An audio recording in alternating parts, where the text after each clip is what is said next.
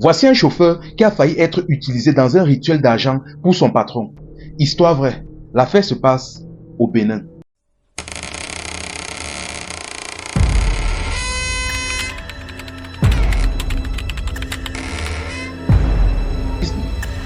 Déjà, pour tous ceux qui se demandent comment il fait pour savoir ça, j'étais caché derrière un cocotier.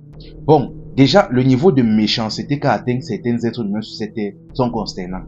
Mais ça ne vaut pas la bêtité de certaines personnes. Si après cette histoire, on te propose encore un travail avec un salaire excessivement élevé par rapport au travail que tu dois accomplir et que tu acceptes, mon ami, il faut aller faire tes traditions. Déjà, voici le jeune chauffeur en question. Ici, on va l'appeler Kwadjo. Bon, ce qui se passe, c'est que Kwadjo était un jeune Ivoirien qui venait de perdre son travail. Bon, il était chômeur et il vivait au crochet de sa femme depuis déjà 2 ans de cela. Bon, va déjà savoir comment il a fait pour ne pas trouver de travail en 2 ans. Mais bref, on ne juge pas. Bon, depuis 2 ans déjà, comme je le disais, il vivait au crochet de sa femme. Mais bien évidemment, vous savez que quand la femme, généralement, c'est elle qui tient les rênes, ça ne donne jamais. Donc, étant déjà mal à l'aise dans le couple, il a commencé à forcer pour trouver le travail et un de ses amis dont est venu lui proposer un deal. Il lui a dit franchement, je vais te trouver un bon travail là, un job. Il y a un monsieur là, un homme très riche, qui est à la recherche d'un chauffeur. Et franchement, le salaire, c'est la magie. Il a dit que ok, bien qu'il n'a pas tellement de qualifications là-dessus, il a quand même son diplôme. Pourquoi pas? Au moins pour pouvoir déjà contribuer, ne serait-ce que pour le loyer, pour les factures. Il est donc parti rencontrer le monsieur en question et chose bizarre que pour un simple travail de chauffeur et en plus ça ne durait que quelques heures par jour, on lui proposait un salaire de 150 000 francs sans parler du fait qu'il était primé chaque mois. C'est-à-dire en plus de son salaire, il touchait en plus de cela une prime chaque mois. Le gars, il était un peu réticent, il se disait que mais comment ça se fait que le salaire est élevé comme ça et en plus c'est quelque chose de travail où on te prime par mois. C'était un peu absurde, mais bref, comme on dit souvent, l'argent ne fait pas le bonheur mais ça ferme des bouches. Il n'a pas voulu chercher loin, il a juste accepté et il a accepté de travailler pour le monsieur. Bon, il a donc commencé à travailler, tout s'est passé bien, il n'y avait pas de problème. Jusque là, il n'y avait pas de problème, tout coulait. Et à la fin de chaque mois, le salaire tombait normalement, il ne s'est pas cassé la tête. Sauf que vers novembre comme ça, un jour son patron s'est approché de lui, il a dit que bon, là il y a un voyage qu'on est en train de programmer là pour décembre, pour les fêtes de décembre. Et ça va se passer au Bénin. Donc je voudrais que avant que ce jour n'arrive là, tu vas arrêter de manger du sel et de l'ail. Le gars dit que oui, il n'y a pas de problème, patron, mais pourquoi est-ce que ces conditions-là? Il dit que non, tu sais que les Béninois ont souvent certaines traditions. Il leur a raconté n'importe quoi, mais le gars ne s'est pas cassé la tête parce que après ce voyage, il était censé toucher encore une grosse somme d'argent. Il ne s'est pas posé des questions, il a dit ok, j'ai compris. Il est rentré. Au fur et à mesure que les jours s'approchaient, c'est-à-dire le jour du voyage en question s'approchait, il était de plus en plus mal à l'aise. C'est-à-dire, il a commencé à faire des mauvais rêves, ceci, cela. Mais il n'a pas voulu dire à sa femme de peur de l'inquiéter ou ceci, cela. Au fur et à mesure que les jours s'approchaient, il ne faisait que s'inquiéter. Il ne faisait que faire de plus en plus des mauvais rêves. Là, un jour, donc, il est parti s'asseoir au bar avec ses amis. Il a expliqué un peu la situation à ses amis. Ses amis ont dit que bon, ses amis lui ont dit que bon, franchement, ne dis rien à ta femme. Parce que tu sais comment les femmes sont, elle va s'inquiéter et elle va tout faire pour que tu ne parles pas là-bas ou je ne sais quoi.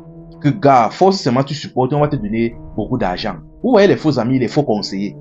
Bon, déjà, petit rappel, quand généralement vous êtes dans des situations compliquées, assurez-vous que celui qui vous conseille vraiment, véritablement, soit sage et digne de confiance. Ses amis donc lui ont filé des faux conseils, mais il n'était pas non plus totalement bête. Quand il est rentré, donc, il était tellement réticent. Il s'est couché sur le lit, il a commencé à réfléchir, savoir si je dois dire à ma femme ou pas. Mais tout à coup, sa femme lui a posé une question que, mais est-ce qu'il s'est passé quelque chose? Il s'est passé quelque chose dernièrement. La femme dit, depuis un certain temps, je ne fais que faire les mauvais rêves. Et c'est toujours le même rêve. C'est-à-dire, tu es poursuivi par ton patron et à chaque fois, il t'attrape et il te découpe avec la machette. Donc, franchement, je ne sais pas, est-ce qu'il s'est passé quelque chose dernièrement ou tu es entré dans quelque chose? Pardon, dis-moi. Là, son mari a dit, franchement, quand son mari a dit que non, franchement, les rêves que tu fais là, c'est exactement les mêmes rêves que moi je fais depuis un mois déjà. Là maintenant, il a finalement décidé donc, il a compris déjà que la situation était sérieuse. Il a donc décidé donc de raconter, d'expliquer la situation à sa femme. Il a dit, il y a plusieurs semaines de cela, mon patron m'a fait une proposition. Il m'a dit que pour les fêtes de Noël, et je dois l'accompagner au Bénin, je dois le conduire au Bénin là pour une fête, une cérémonie, je ne sais pas. Ce n'est pas bizarre, mais ce qui est bizarre est que il m'a dit de ne pas manger que vers les derniers jours avant le voyage, que je ne mange pas de sel et d'ail.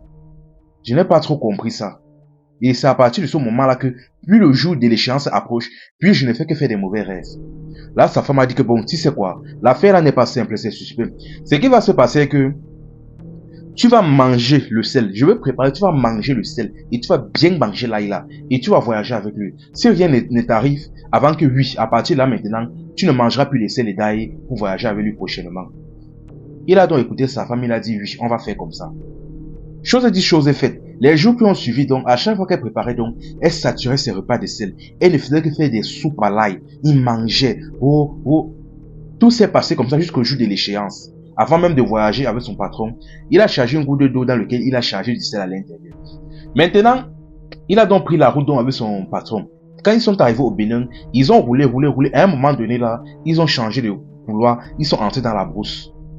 Là, il a demandé à son patron que, mais vous êtes sûr que c'est la brousse? Il dit que oui, ne t'inquiète pas. Tu sais que ce sont les fêtes de Noël, ceci, cela, et les routes sont souvent trop saturées, donc je préfère qu'on prenne la route, ne t'inquiète pas, le lieu de cérémonie est à l'intérieur.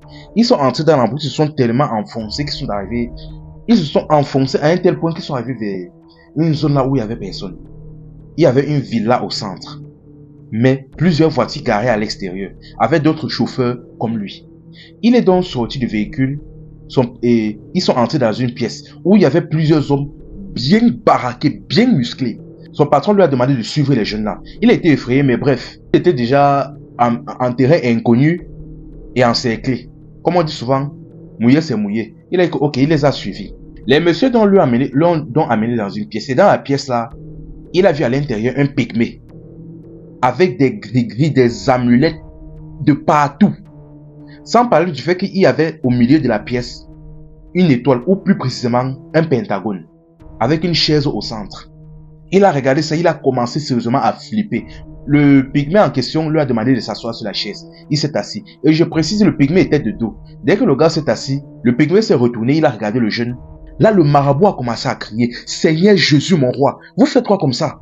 Ça fait des années que je fais ce travail-là. Ce n'est pas vous qui allez me tuer. C'est quoi ça? Il a crié et là, les hommes musclés qui étaient à l'extérieur sont entrés. Le marabout s'est rapidement retourné. Les gars musclés ont demandé que, mais il y a quoi, grand maître? On dit que, mais c'est quoi ça? Qui a amené le chauffeur ici? On dit que c'est telle personne. On dit que, bon, foutez-moi rapidement ce chauffeur dehors et appelez-moi la personne qui l'a amené là. On a donc tiré le chauffeur, on l'a mis dehors et on a appelé le patron. Le patron est entré à l'intérieur. Pendant ce temps maintenant, le jeune, on a demandé au chauffeur d'aller c'est-à-dire Kwadjo, d'aller attendre dans la voiture. Kwadjo donc est parti donc dans la voiture attendre son patron. Dans sa tête, il se disait que bon, son patron allait arriver, il allait monter dans la voiture, ils allaient rentrer. Sauf qu'à un moment donné, les gars musclés en question sont revenus, on leur a demandé que bon, tu peux revenir. Il est donc ressorti du véhicule et il est retourné dans la même pièce où on lui a demandé de sortir. Quand il est entré à l'intérieur, ce qu'il a vu là a glacé son sang. Il a vu son patron assis sur la chaise au milieu du pentagone. Son patron était en train de vomir de l'argent. C'est-à-dire, il était là en train de cracher de l'argent, un peu comme un distributeur automatique. Là, le pygmée s'est retourné, il a commencé à lui dire, ce qui se passe c'est que lui, comme il t'a fait venir là, c'était pour te sacrifier. Parce que chaque année, il a l'habitude de faire ça. Il embauche des chauffeurs, il les piège, il les amène ici pour les transformer en distributeurs comme tu vois là. Et c'est ça qui fait sa fortune. Il comptait te faire ça. Mais malheureusement, tu n'as pas respecté les conditions qu'on t'a données. Tu es parti manger le sel et l'ail. Mais malheureusement, vu que le sacrifice avait déjà été enregistré dans un registre, il fallait absolument que quelqu'un tombe, que la tête de quelqu'un tombe. Et vu que toi, on ne pouvait plus, c'est donc lui donc qu'on a pris. On lui a donc demandé que les sacs, ton patron a laissé plusieurs sacs derrière le coffre de ton véhicule. Va récupérer ça. Il est donc reparti et il est venu avec 5 sacs qu'il a ressortis du coffre de voiture. Il a dit, ramasse tout l'argent là, tu mets dans le sac.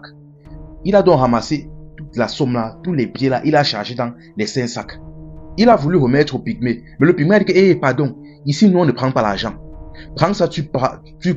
Vu qu'à la base c'est toi qui voulais sacrifier, considère que l'argent là c'est pour toi. Prends, tu pars. Il a donc pris l'argent, il est parti. Mais on a dit, le véhicule avec lequel tu es venu là, tu ne repars pas avec ça. Tu vas prendre un autre véhicule pour te casser. Et au plaisir de ne plus jamais te revoir. Chose dit, chose faite et il est rentré. N'oubliez pas les gestes qui sauvent. Like et abonne-toi. Ça m'aide beaucoup dans ce que je fais. Aïe, franchement. En fait, concrètement, ce genre d'histoire ne me choque plus tellement. Mais ce qui me choque, c'est la bêtité de certaines personnes.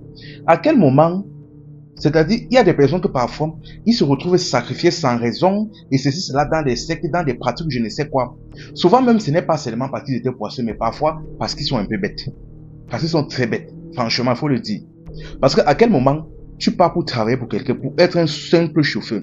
Non seulement on te paye 150 000 francs. Déjà, c'est extrêmement élevé, mais en plus de cela, on te verse des primes. Et pas des primes annuelles, des primes chaque mois. Alors que tu es un chauffeur, c'est-à-dire tu roules seulement avec lui quelques heures par jour, c'est fini. Je ne sais pas si vous captez un peu le délire. C'est-à-dire, si vrai, le plan avait marché, il n'avait pas expliqué la situation à sa femme et qu'on le sacrifiait là-bas, vrai. Il allait dire que quoi, que c'est la malchance. Non, juste parce qu'il a été bête et avare. Parce que l'argent, c'est même l'argent, la somme d'argent qui a fermé sa bouche. Et c'est généralement une histoire, avec les histoires d'argent qu'on vous embrouille toujours. Ah, et franchement, soyez franchement prudent la famille. Soyez franchement prudent. Vos vies vaut bien plus que tout l'argent qu'on va vous proposer. Enfin bref, que Dieu vous garde la famille. C'était Info et Amusement. Ici on s'informe et on s'amuse.